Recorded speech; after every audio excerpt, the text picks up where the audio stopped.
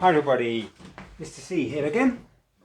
Okay, now remember we have read a couple of stories from this book, and I've got one in here that I particularly want to read for all the people in South Africa who've been joining. It's great to see so many of you, and well, I don't see you, but I see the fact that you've been joining us to hear stories.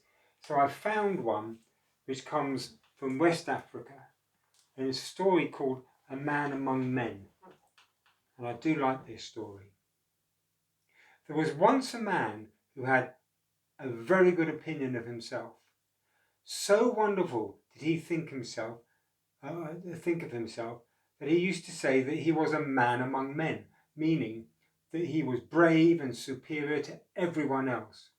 His wife was always telling him that he should be careful. Mark my words, she would say. One of these days you are going to meet a real man among men, and when you do, well, you just better look out.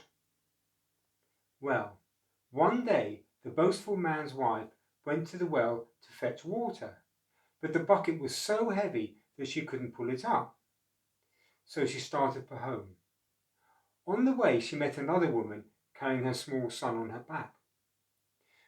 Why are you coming back with an empty jug? Asked the woman. Oh, the bucket is too heavy for me to draw up from the well, replied the boastful man's wife. Oh, just you come with us, we'll get the water for you, said the woman. So they returned to the well, and the little boy pulled up the bucket as easily as if it was empty. Oh, what a strong son you have, said the woman, whose husband liked to call himself a man among men. Oh, that's nothing compared to his father, said the boy's mother. They set off back towards the village, and halfway there the woman and her son turned off into the bush. Where are you going? Asked the proud man's wife. Oh, why, back home, said the other.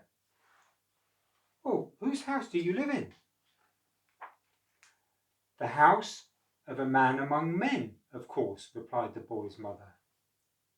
When the proud man's wife got home, she told him that she had met a woman whose husband was really called a man among men.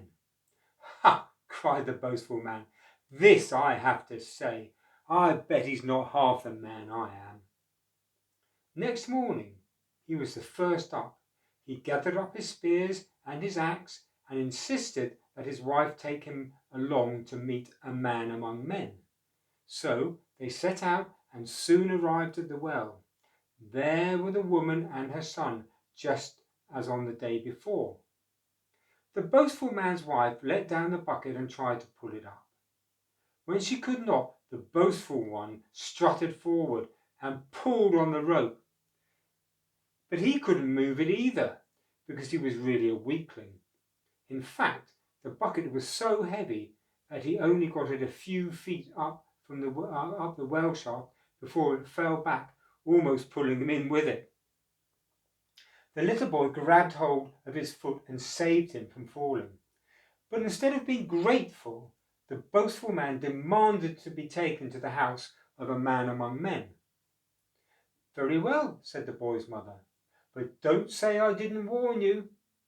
So they set off, and when they reached the place where the ways divided, the boastful man's wife refused to go any further.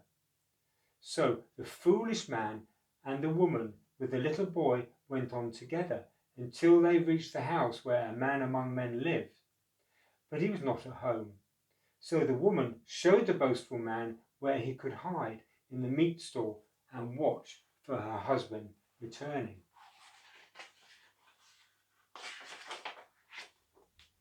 Soon a man among men came back. He was so big that his shadow was at least half a mile long. He could eat 10 elephants at a time, and his voice sounded like a tornado. When the boastful man saw him, he trembled and stayed where he was. I smell man, said a man among men. There's no one here but me, said his wife. All night the boastful man stayed hidden, and next morning, when the giant went off in search of an elephant for breakfast, he crept out and hurried back towards the village. He had not gone far before he met a man among men coming home. "I smell him," he bellowed. "I smell man," and began to chase the cowardly boaster, who ran off as fast as his legs would carry him. Soon he came to where some people were clearing the earth. "Why are you running so fast?" one asked him. "Someone is chasing me," replied the boastful man. "Stand here a while until he comes," they said. "Maybe we can help you." So the coward stood with them, and in a moment they all felt a rush of wind on their faces. "What is that?" they asked. "That is the wind of the one chasing me. He makes as he runs," said the boastful man. "Pass on," said the people, and ran away and hid themselves. So the boastful man ran on until he came to a place where some people were hoeing the earth. "Why are you running?" they asked. "Someone is chasing me," replied the boastful man. "Oh, look, wait until he comes," they said, "and maybe we can help you." Soon they too felt the wind on their faces, and when they heard what was coming, they said, "Pass on," and they ran away to hide.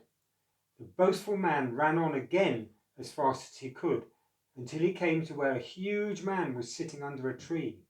He had an elephant roasting over a fire, and another there lying dead nearby. "Why are you running?" asked the huge fellow, whose name was the giant of the forest. "A man among men is after me," cried the boaster. "Never heard of him," said the giant of the forest. "Sit and wait here a while." Soon a man among men arrived, and the boastful man got up as if to run off. "Wait!" growled the giant of the forest. "I'm not running away," cried the coward. "It's the wind of a man among men that's blowing me away." Then the giant of the forest began to get angry. He grabbed the boastful man, but at that moment a man among men came up. "Hey!" he roared. "That's my bit of a man. Give him to me." "Why don't you try and take him?" said the giant of the forest. They began wrestling with each other. So much noise did they make that it sounded like thunder. Then they leapt up into the sky and went on fighting. They were so well matched that neither could get the better of the other. In fact, they are still up there now, fighting this very day. And whenever the people of that land hear thunder in the sky, they know that it is the two giants fighting. As for the boastful man, he ran off home, and you can be sure he never called himself a man among men again. He certainly learned his lesson there, didn't he? Wow. Well, goodbye from Giants, Ghosts and Goblins, and goodbye from Mr. C. I'm going to run away too. Take care. Bye.